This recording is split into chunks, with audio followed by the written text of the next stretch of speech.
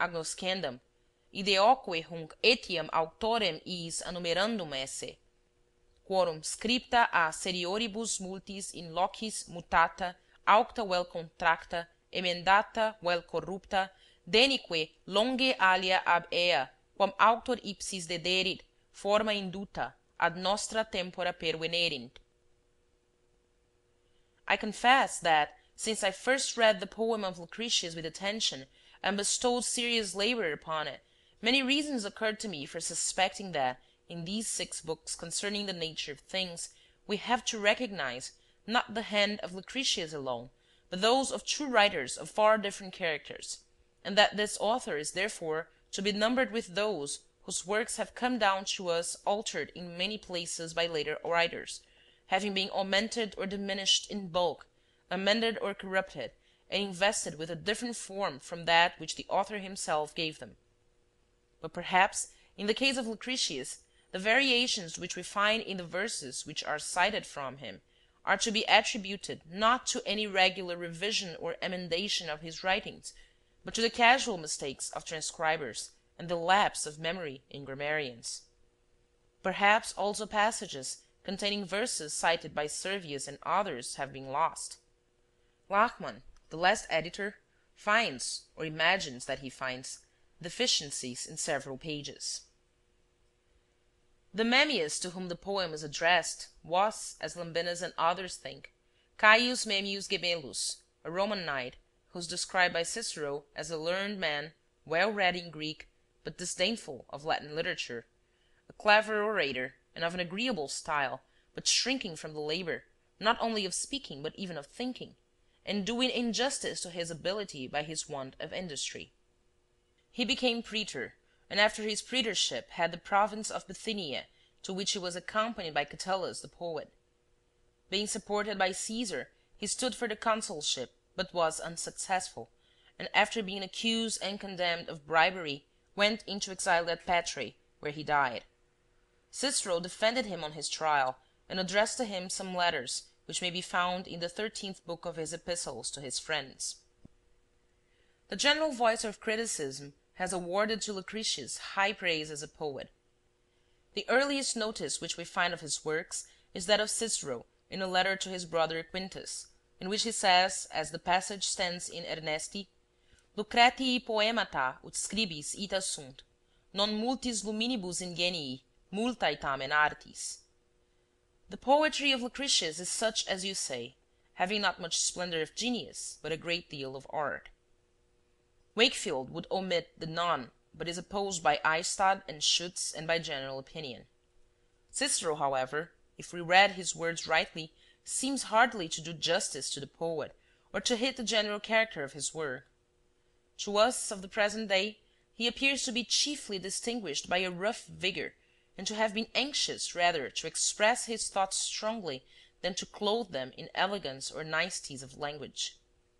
Not that he disdained poetical beauties, for Virgil and others have found in him many worthy of adoption, but vigor and animation seem to have been his chief aim. Statius did him more justice when he spoke of the docti furor arduus Lucretii, the lofty rage of the learned Lucretius. Ovid thoroughly understood his merit, and predicted that his poem was destined to be immortal. Carmina sublimis tunc peritura Lucretii, exitio terras, cum dabit una dies. Cornelius Nepos ranks him in elegance with Catullus, for speaking of a certain Julius Calidus, who was rescued from proscription by Pomponius Atticus, he calls him the most elegant poet since the death of Catullus and Lucretius. Quintilian gives him similar praise, saying that he is elegans in sua materia, elegant in his peculiar department, though he thinks him difficult for the student. Aulus Gellius calls him a poet excelling ingenio et facundia, ingenious and force of language. Surenus Simonicus styles him the great Lucretius, and Velius Paterculus, Vitruvius, Seneca, Macrobius, and Pliny the Younger notice him as ranked among the most eminent poets, though without bestowing on him any specific commendation. He is recognized in a similar way by Propertius and Tacitus.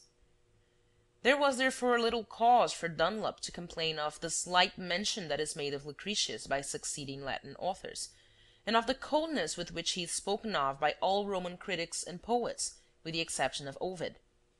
Horace, indeed, who makes abundant mention of Ennius and Lucilius, has, it must be acknowledged, not named Lucretius. Dunlop, to account for this silence of Horace, and the supposed intended silence of others, suggests that the spirit of free thinking which pervaded his writings may have rendered it unsuitable or unsafe to extol his poetical talents. There was a time, he adds, when, in this country, it was thought scarcely decorous or becoming to express high admiration of the genius of Rousseau and Voltaire. With reference to Horace and his times, there may have been some ground for this supposition. Cicero, in his De Amicitia, introduces Lelius, saying that he does not agree with those who have lately begun to assert that souls perish together with their bodies, and that death makes an end of all.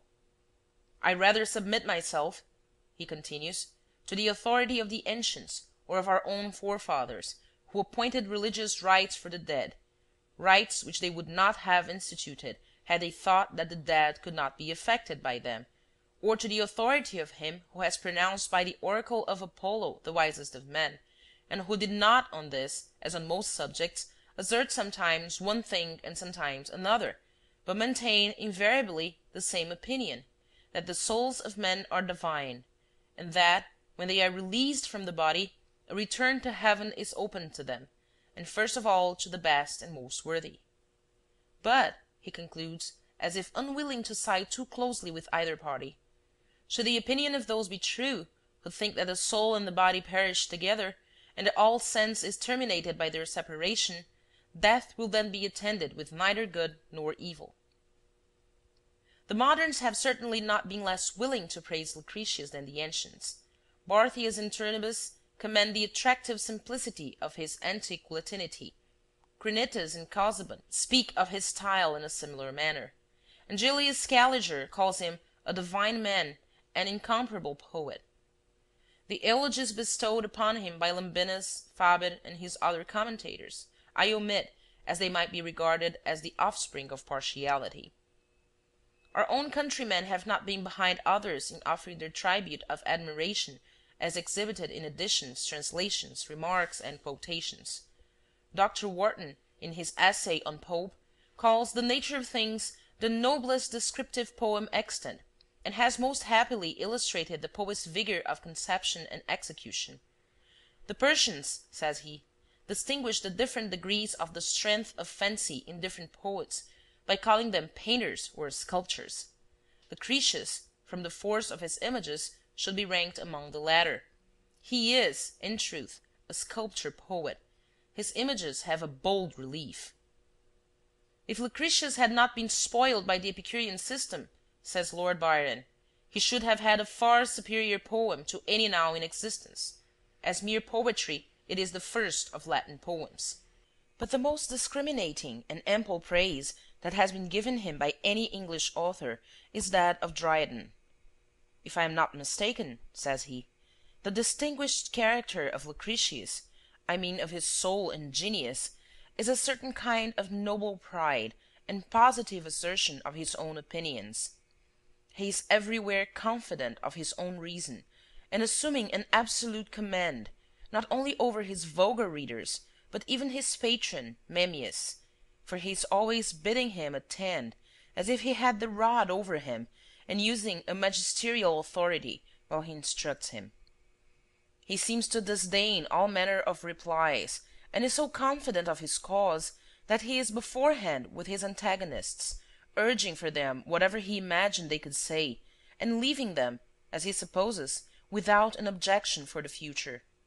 All this, too, with so much scorn and indignation, as if he were assured of the triumph before he entered into the lists.